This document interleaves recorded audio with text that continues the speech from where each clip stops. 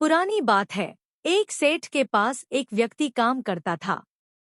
सेठ उस व्यक्ति पर बहुत विश्वास करता था।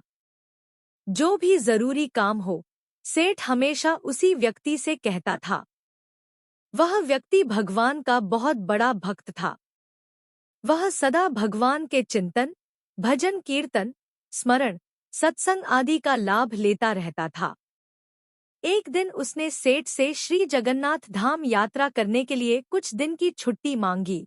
सेठ ने उसे छुट्टी देते हुए कहा, भाई, मैं संसारी आदमी हमेशा व्यापार के काम में व्यस्त रहता हूँ, जिस कारण कभी तीर्थ गमन का लाभ नहीं ले पाता। तुम जा ही रहे हो तो यह लो 100 रुपए मेरी ओर से श्री जगन्नाथ प्रभु के चरणों में समर्पित कर देना।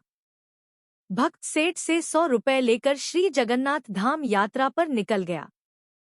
कई दिन की पैदल यात्रा करने के बाद वह श्री जगन्नाथपुरी पहुंचा। मंदिर की ओर प्रस्थान करते समय उसने रास्ते में देखा कि बहुत सारे संत भक्तजन, वैष्णव जन हरि नाम संकीर्तन बड़ी मस्ती से कर रहे हैं। सभी की आंखों से अश्रुधारा बह रही है। जोर जोर से हरि बोल गूंज रहा है। संकीर्तन में बहुत आनंद आ रहा था। भक्त भी वहीं रुककर हरिनाम संकीर्तन का आनंद लेने लगा। फिर उसने देखा कि इतनी देर से संकीर्तन करने के कारण संकीर्तन करने वाले भक्तजनों के होंठ सूखे हुए हैं। वे दिखने में कुछ भूखे भी प्रतीत हो रहे हैं।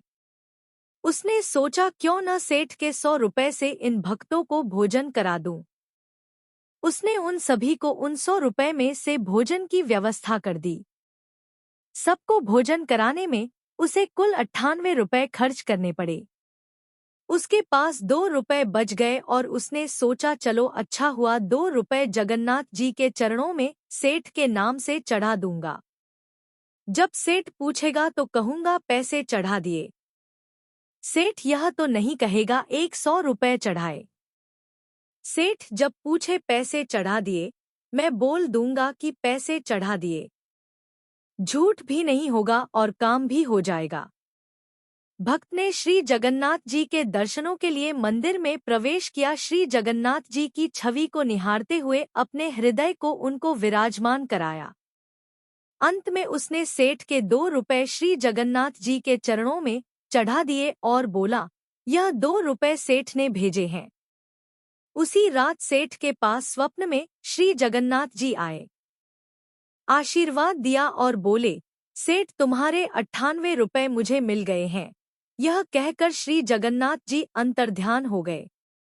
सेठ जाग गया, सोचने लगा, मेरा नौकर तो बड़ा ईमानदार है, पर अचानक उसे क्या जरूरत पड़ गई थी उसने 2 रुपए भगवान को कम चढ़ाए। उसने 2 रुपए का क्या खा लिया? उसे ऐसी क्या जरूरत पड़ी? ऐसा विचार सेठ करता रहा। काफी दिन बीतने के बाद भक्त वापस आया और सेठ जी के पास पहुंचा। सेठ ने कहा कि मेरे पैसे जगन्नाथ जी को चढ़ा दिए थे। भक्त बोला, हाँ, मैंने पैसे चढ़ा दिए। सेठ ने कहा, पर तुमने 98 रुपए क्यों चढ़ाए? 2 रुपए किस काम में इस्तेमाल किए? तब भक्त ने सारी बात बताई कि उसने 98 रुपए से संतों को भोजन करा दिया था और ठाकुर जी को सिर्फ 2 रुपए चढ़ाए थे। सेठ सारी बात समझ गया। वह बड़ा खुश हुआ तथा भक्त के चरणों में गिर पड़ा। आप धन्य हो, आपकी वजह से मुझे श्री जगन्नाथ जी के दर्शन यहीं बैठे बैठे हो गए। भगवान को आपके धन की कोई आवश्यकता नहीं है।